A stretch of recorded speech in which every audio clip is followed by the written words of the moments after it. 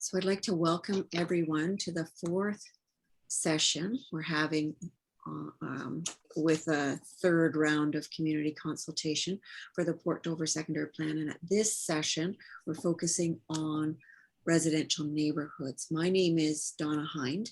I'm a partner at the Planning Partnership, and I'm helping the team anything related to consultation and engagement. And on the screen is my partner, Ron Palmer, who's been the lead author on the secondary plan, and he'll be walking you through the content of the secondary plan with respect to residential neighborhoods. I'd like to ask Tricia Gibbons to just turn her camera on if you can. There you go, all good. And just give some words of welcome from the county and introduce the people from the county that are on the call. Go ahead. Sure. So thanks, Donna, and welcome those that were able to connect today. And this is being taped, as Donna mentioned, so folks will be able to review this and still continue to give input into the project based on what you're seeing so far. Today, from a staff perspective, we have Jennifer Caterino on the line. She's the senior planner responsible for the project. Brandon Sloan, our general manager of community development, and also Fabian Serra, a planner who's also providing support to this project. So thanks everybody for connecting, and for those that are watching this online after the fact, please still continue to input in or give feedback to us as we're still collecting that input. So thanks everyone. Thanks, Tricia. So I'll get us started with just a little bit of a summary of the consultation and engagement we've been doing over about the past year and a half of working on the project. We've started the early part of 2020. I believe it was just around the time that the pandemic was unfolding. We had one-on-one conversations with the councillors and the mayor back May 2020. We came back to council in August 2020 and did a presentation where we were reporting out what we learned on our background inventory and analysis, where we were looking at the entire Port Dover area, and members of our team gave a summary about transportation and servicing, and we talked about planning and urban design and natural heritage and downtown. We've had two public workshops so far. We had the first round in June of 2020, and we divided the content into 4 topics, same structure as we're using for this round of engagement. Then we had another round of engagement in October of 2020 when we were talking about some preliminary directions and sharing some ideas on options with respect to downtown and the waterfront. And we were drawing on the screen. It was an active, interactive design session. We were happy to have a conversation with the Port Dover Waterfront Preservation Association in July of 2020 to talk specifically about Silver Lake and trails. We talked to developers in Port Dover that had active development applications. That was last June, July 2020. And then we've had 3 meetings with a working group so far, which the working group has representatives of council and residents in Port Dover. And we have a 4th session planned for July the 21st. So that's what we've done so far. All the work that we've done has been shaped and informed by the input that we've received from the community. So with that, I'll turn it over to Ron to get started. Thank you, Donna. I'm going to start with a brief overview of some of the sections of the secondary plan, and then I'll get into how we're dealing with the residential neighborhoods. To start with, a secondary plan is quite a significant document. And it provides a detailed land use and policy framework for all of Port Dover, and Port Dover has a defined boundary in the Norfolk County Official Plan. The secondary plan is part of the Norfolk County Official Plan. They work together. However, the secondary plan is intended to provide significantly more detail that is specific to ongoing growth and development in Port Dover. The way the plan is structured is it starts with a vision statement and a host of principles that are intended to support the vision statement. That part of the plan provides the overarching framework through which the policies then work. The policies are linked to the principles, which are linked to the vision. The next part of the plan talks about objectives and policies related to building a successful community. And these are the types of policies that apply town-wide and deal with things like active transportation, sustainable development, beautiful communities, a host of broad-based topics that need a policy framework to ensure that they are considered on virtually every application for development. Growth management is the next part, and it's a really important part because Port Dover, within its identified boundary, has significant Greenfield development opportunities that will have a significant potential for growth over the long term. So growth management is all about how to properly manage development so that it's not all happening at once, so that it is phased in accordance with the ability of the municipality to provide major infrastructure capacity, and particularly sewage treatment capacity and water supply capacity, as well as using growth management and approvals as a way to achieve other community objectives related to those topics identified in the successful community section.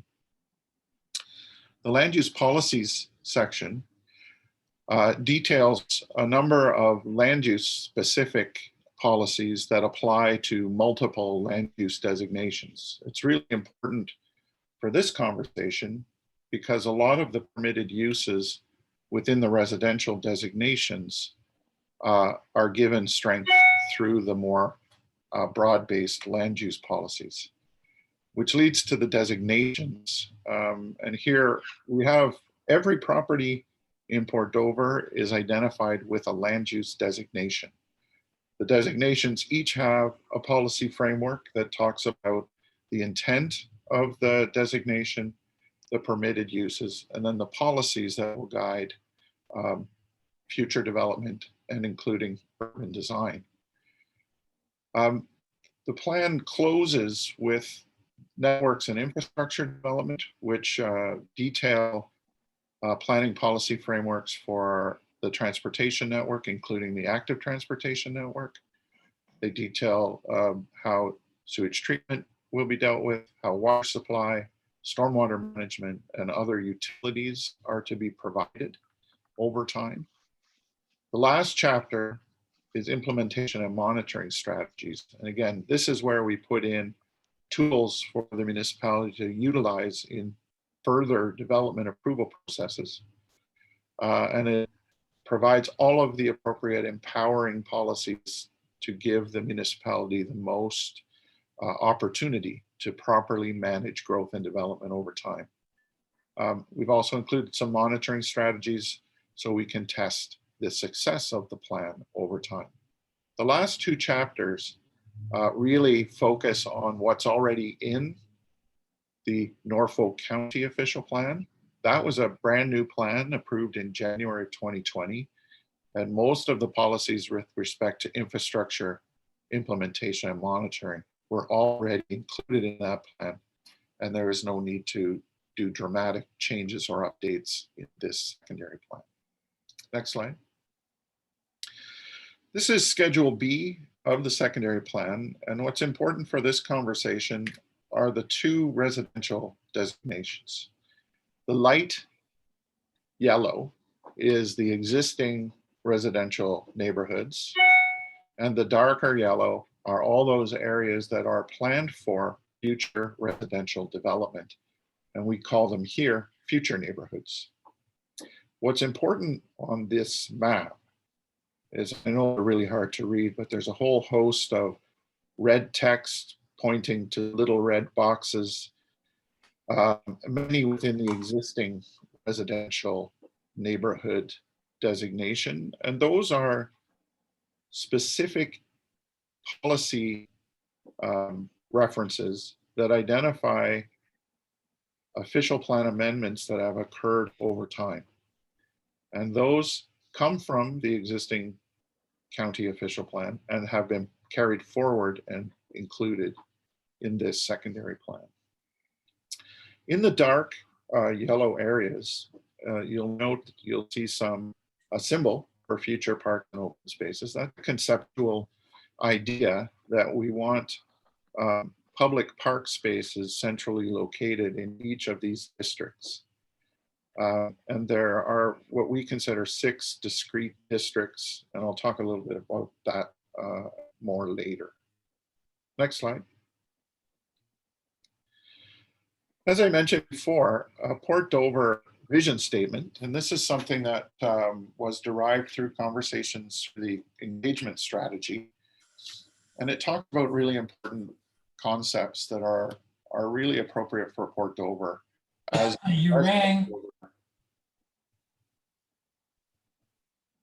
Port Dover evolves in the future. Can you go back, Donna? It talks about healthy, sustainable, and complete community. Those are defined phrases that are given a little more context in the successful community section. We talk about building beautiful neighborhoods, making sure that we have a great network of green spaces that includes natural features, trails, and great parks. Also, we talk a bit about the expansion of retail and service commercial facilities. As Port Dover grows, more retail and service commercial uses will be necessary. It's not the primary topic of today, but certainly in the vision statement, the downtown and the urban waterfront area down by the port is a really important part of Port Dover. It's really what tourists come to see, what local residents use as a center of the community. And it is quite a successful business district, and it does include residential opportunities that could be enhanced. Next slide. As I mentioned, the plan has a number of principles that support the vision. Principle number 3 talks about the future neighborhoods, and we want to make sure that they're well connected, that they include a range and mix of housing types, including housing types that are more affordable and maybe rental. We're looking for an enhanced mixture of retail and service commercial uses, community facilities, and green space. And that green space includes parks and the natural heritage system. Next slide. So the existing neighborhoods in Port Dover are quite diverse. Some are new, some are old, but some of them are as old as over 100 years. And that with the age difference, we do see quite a broad array of character in the residential buildings. The landscape conditions are different, and the streetscape conditions are different. Nonetheless, it is a community that includes nice, livable neighborhoods. Each of the neighborhoods, as they've developed over time, have developed their own character. And we need to understand the issue of character, because I'm going to talk about compatible development and what that means, and character is a fundamental component of that. Next. So the existing neighborhoods in Port Dover are not expected to remain static over time, but they are expected to accommodate more newer residential forms, as well as supportive facilities, including commercial uses. Again, as the existing neighborhoods evolve, we expect that different types of housing that can accommodate a whole range of cultural and economic demographic opportunities for a very diverse population. Now, with all that stated and recognizing that we expect the existing neighborhoods to evolve, we do want to make sure that we're doing our best to protect and enhance those neighborhoods at the same time as managing that growth. We talk about sensitive intensification and how that might be accommodated. And we recognize that what these communities are primarily residential, low density, and we will be looking at opportunities for additional residential units, and I'll talk more about that, as well as home-based businesses as people move away from an office-based economy. Next slide. So in the existing neighborhood today, there are a whole host of uses that are interspersed within the community. Obviously, the primary use is low density housing. So that's a permitted use going forward.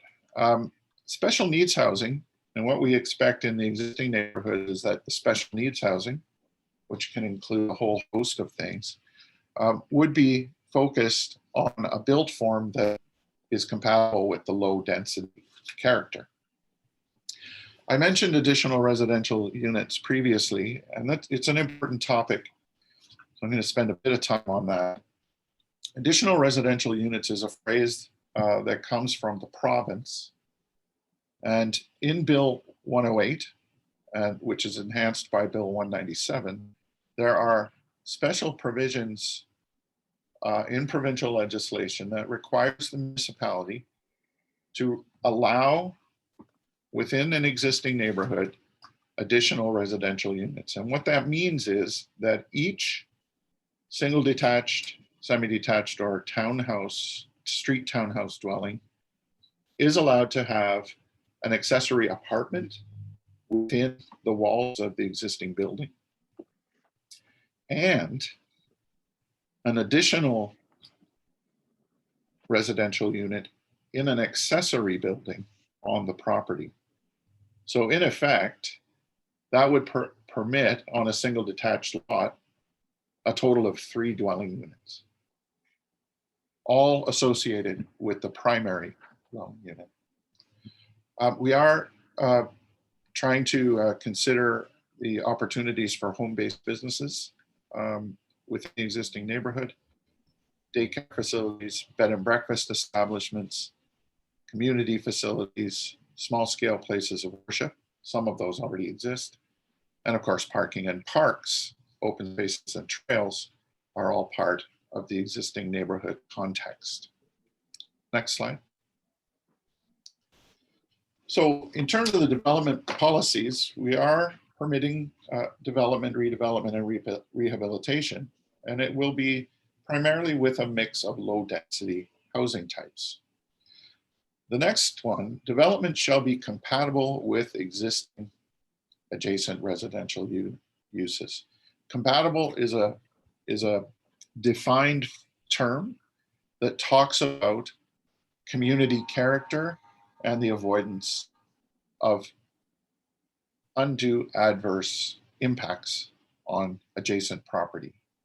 So it's a really important concept in this secondary plan, and it's quite detailed in our explanation, and it's a fundamental principle that needs to be applied to all applications within the existing neighborhood designation. We do expect that townhouse and live-work units would be permitted within the existing neighborhood, particularly where they're used to define other uses, neighborhood focal points and park spaces particularly. We're looking for the existing neighborhoods to link with the active transportation plan.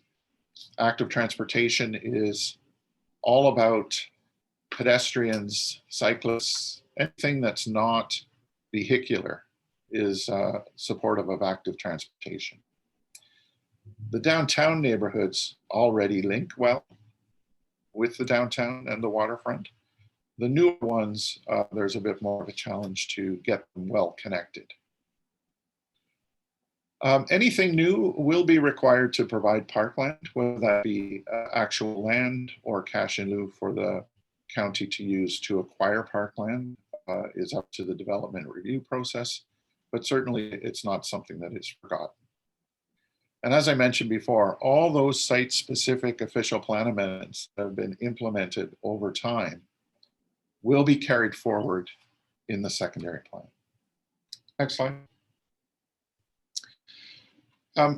The secondary plan includes design policies for residential infill development. That's development that happens in and around the existing dwelling units. And I'm going to talk about this a little bit more, but because they are policy within the secondary plan, the test is that they are requirements and that new development must conform with those policies. And there's a difference because we also have guidelines and those are treated differently. We're looking for the consistent street wall. What that means is that in an existing neighborhood, there's a relationship between the fronts of buildings and the street. And we're trying to avoid significant alterations to the existing character. We want houses to face the street, to have their front door facing the street. And we're looking for some consistency in architectural detail. Doesn't mean it has to be the same, but at least there's some consistency. Doors, windows, details. The front yard is a really important part of the streetscape. So we're looking for, that's partly related to the consistent street wall, but front yards are an important character-giving element of the character of the community, as is the landscape that goes along with that. Next slide. As I mentioned, attached to the secondary plan are design guidelines that are specific for the existing neighborhoods. And guidelines, unlike policy, are inherently more flexible. The test, not conformity, is new development should be consistent with the design guidelines. And that has meaning in terms of interpretation by staff and by applicants. Again, compatible development is raised in the guidelines, as are appropriate transitions in height. That's making sure that new buildings behave nicely with their neighbors. Lot grading is important in terms of particularly the first floor and where that lands. We're looking for individuality in architectural elements, notwithstanding that we're also looking for consistency. So that's a balance that needs to be struck. We're trying to avoid historic architectural elements that are not appropriate for the built form that is being proposed. We like historic architectural elements. We don't think that necessarily good architecture just pastes on certain elements. When historical design is to be undertaken, it needs to be done by qualified architects.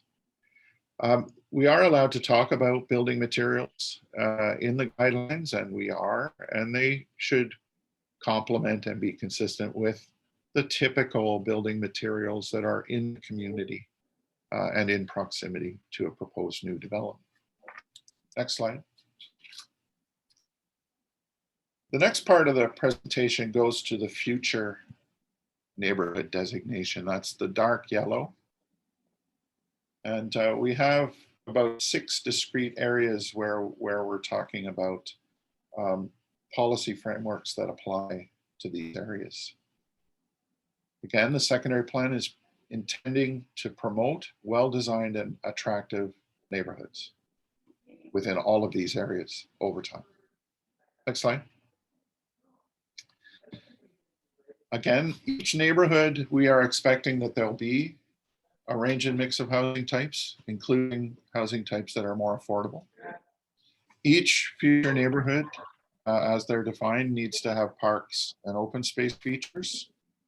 And we are also looking to incorporate community facilities within those neighborhoods. And that may be anything from a school to a community center, an arena. They can be large in scale, they can be small in scale, but nonetheless, they're community-based facilities that are for the use of the community that surrounds it. We also have policies that talk about neighborhood centers. And neighborhood centers are an idea that there can be a focal point in a community, maybe adjacent to a park, that may include some convenience retail facilities or a community facility. The idea is that not every resident in Port Dover has to drive to a grocery store to get a liter of milk. Next slide. Again, in the future neighborhoods designation, a similar list of permitted uses as in the existing neighborhoods. That's because we're hoping that the future neighborhoods evolve in a similar way as the existing neighborhoods. I think everybody was pretty satisfied with their neighborhood, so we're trying to have a broad permission for an array of uses in the new neighborhoods. Next. Here, again, we're looking for the permissions to develop a range and mix of housing types and neighborhood supporting land uses. And there are policies that deal with how we do that. On this map, which is not the same map as before, this is actually Schedule A. We've identified 6 greenfield areas, although 6 is way up there. It's a little one. And each one is intended to meet a minimum density target. The minimum density target of 15 units per hectare is the way we try to ensure that there's a range and mix of housing types. In order to achieve 15 units per hectare, there has to be more than just single detached dwelling units embedded within the community. So the idea here is that in each of those 6 areas, the overall density should be at least 15 units per hectare. Next slide. For the large ones, we will be looking for another layer of planning, and we call it block plan. And the idea of a block plan is it's not a statutory plan, it's not a secondary plan, and it's not the zoning bylaw, but it's an interim step for the developers to, if there's more than one owner in an area, that they get together and think about how to do comprehensive planning. And comprehensive planning talks about how the land uses are distributed throughout the community, how the density is distributed to make sure we're achieving that minimum target. We need an opportunity for the confirmation of the boundaries of the natural heritage systems within each block. If there are to be neighborhood centers, where should they be located? Where are community facilities, including schools? It also begins the conversation about how the area will be serviced from a sewer, water, and stormwater management perspective. And sometimes these block plans become the basis for a developers group agreement, so that they're appropriately sharing the costs and the benefits of a specific comprehensive plan. And there's a whole policy framework in the secondary plan that talks about how block plans are to be used. Next slide. Block plans also identify the detailed road pattern and the active transportation network. You can see on this Schedule C, they're faint in the dashed yellow line. We have dashed in a collector road network that would form the basis of the block plan exercise. Those proposed future roads can move around a little bit. The intention is that they exist in some form. The idea is that traffic is distributed throughout the collector and arterial system and not focused just on the arterial system, which can very quickly become overwhelmed. And again, we're also looking for the block plan process to think about how the new communities connect with each other and how they connect with the existing community. They are part of the community and they should be thought of as an evolving Port Dover. Next slide. Beyond the block plans, we also have some specific policies. We talk about the neighborhood centers and where they should be located and what they should include. And again, the word compatible is in there to make sure that we're building a 400,000 square foot grocery store in the middle of a neighborhood. Again, compatible means scale, design, location, etc. Next slide. Absolutely, new development, all those big yellow areas need to have parks, and the park system is a first priority within these greenfield areas, and it should be thought of as an essential component of every residential community. Next.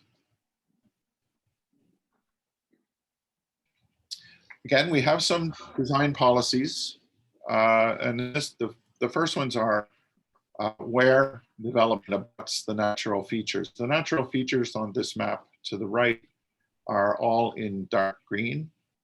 The idea is that natural heritage features are protected and incorporated into the design of the community, that development does not encroach or impact the natural heritage system, but we want to be able to utilize the beauty of the natural heritage system and make sure that we have views into this system and, where appropriate, access through the trail network where that can be appropriately accommodated within the system. Next slide. The plan includes sustainable design policies for the new development blocks to try and improve our response to climate change and to make energy efficiency, water use efficiency more integrated into the planning process. Next slide. We talk about neighborhood layout. We want pedestrian oriented and integrated street pattern. We want connectivity to adjacent communities and amenities. Again, appropriate transitions with adjacent land uses. How changes in land uses and build forms are to be accommodated. Where higher density build forms should be located. And in fact, in some places where we're requiring a 3-story height minimum in certain locations. Next slide. Road patterns. We want to make sure that we're maximizing connectivity within and adjacent to new neighborhoods. Connectivity is a positive thing of traffic dispersion and a really important principle of new community design. Next slide.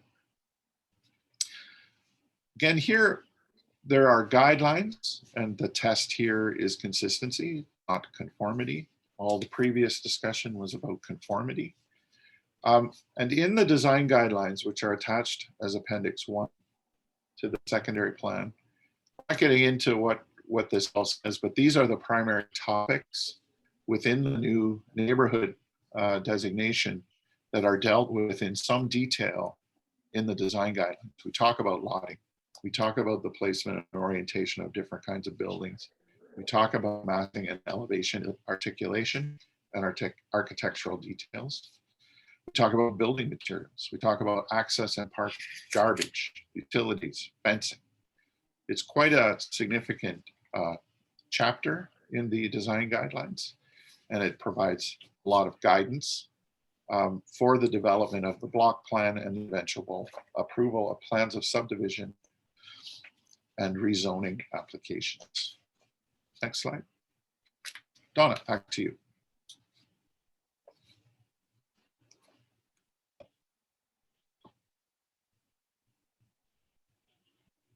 Did we lose Donna?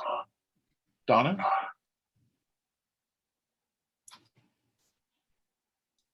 Sorry, I forgot I had muted myself. In terms of next steps, the county is coordinating the collection of all the comments on the secondary plan, the draft secondary plan, and we'll look to get them to us towards the end of July. We have a final meeting with our community working group, which is scheduled for July 21st. Then our team will be preparing the revised draft of the secondary plan based on all the input that we've got. And then we're looking to having the statutory public meeting in September. We haven't set the date yet. So with that, I'm happy to take any questions at all. We're a small group, so I'm not going to go down through my list. I'll just look to you to unmute yourselves and ask your question. Eldon, do you want to? Yeah, I sent a little message to you. Yeah, I'm seeing that. Yeah. All right. So basically, we have a client in Neighborhood 3. Yeah. I'm listening to the discussion on density.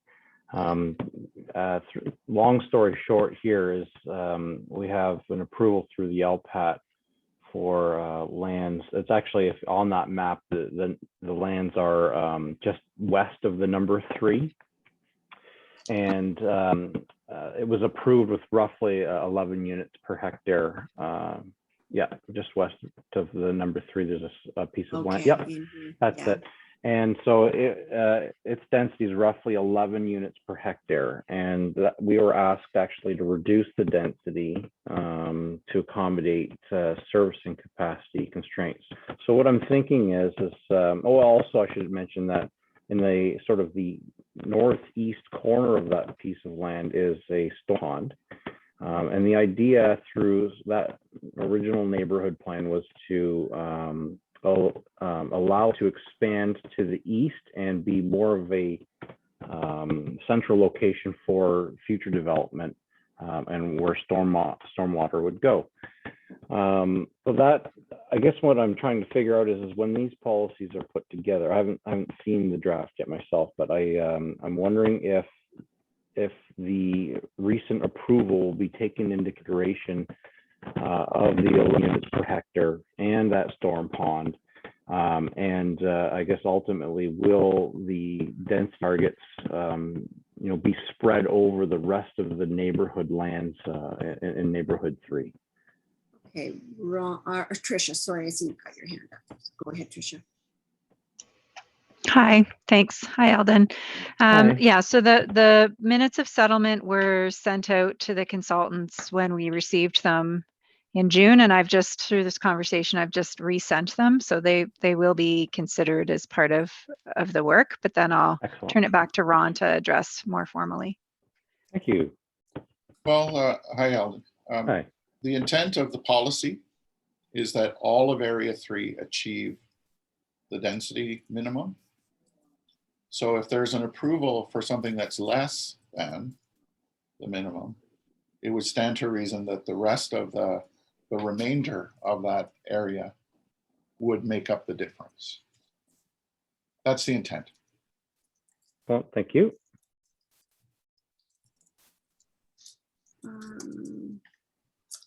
Anybody? Any other questions? Clarification needed on anything that you've heard? You can send me a message in the chat too if your mic's not working or you're having trouble turning it on.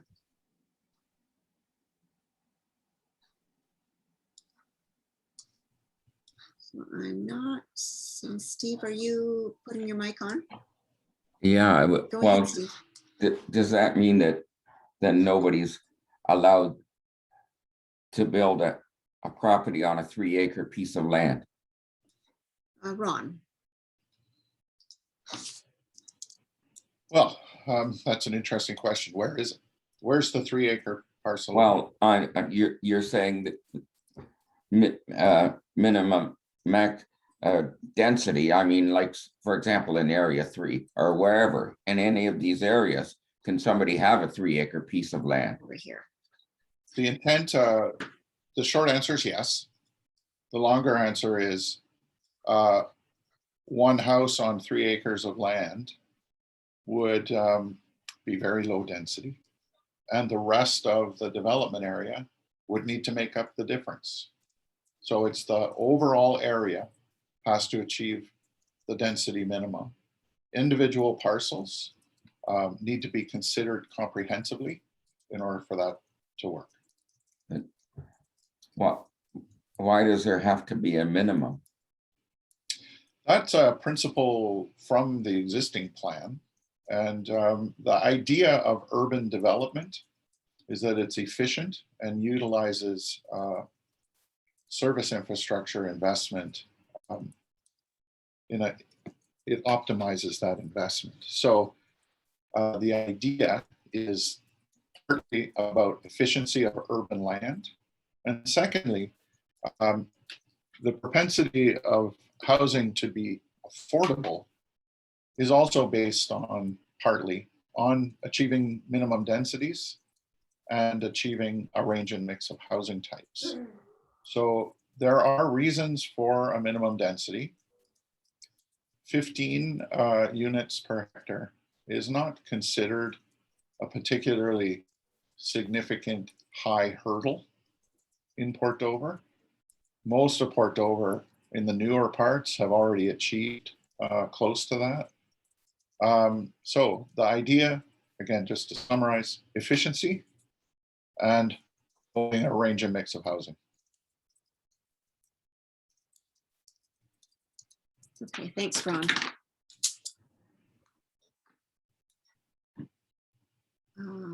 Okay, I'm not seeing, oh, sorry, I see Ron Mills, your mic is off. Do you, are on, sorry. Is there a question you want to ask or clarification?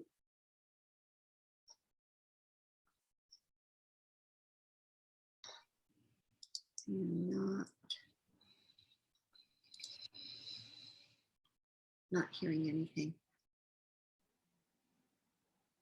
Okay, well, with that, so I'm not seeing any other hands going up. Steve, is that a hand, a physical hand going up or no? No? Okay. Well, like Go ahead.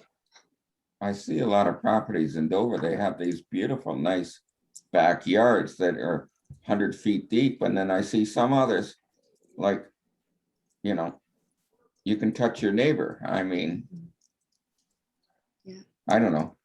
Well, I heard Ron speak to that when he talked about a range and mix of housing. And so for sure, there's the properties with the big backyards that you talk about.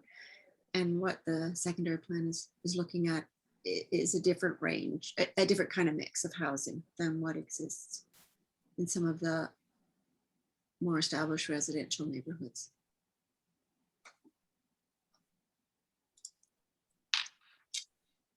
Okay, I am going to thank everybody for carving out a bit of time. This was a big topic, a lot of content to go through. And Ron gave a really thorough explanation of this component of the secondary plan.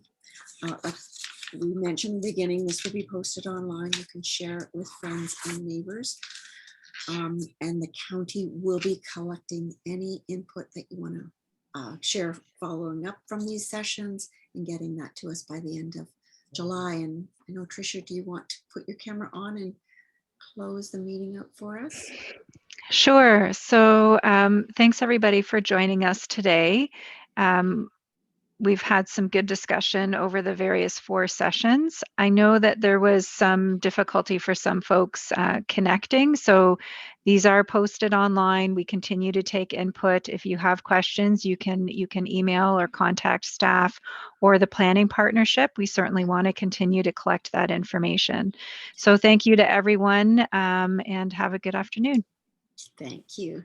Thanks, Tricia. So I will end the meeting on everyone's behalf. Thank you very much for joining us.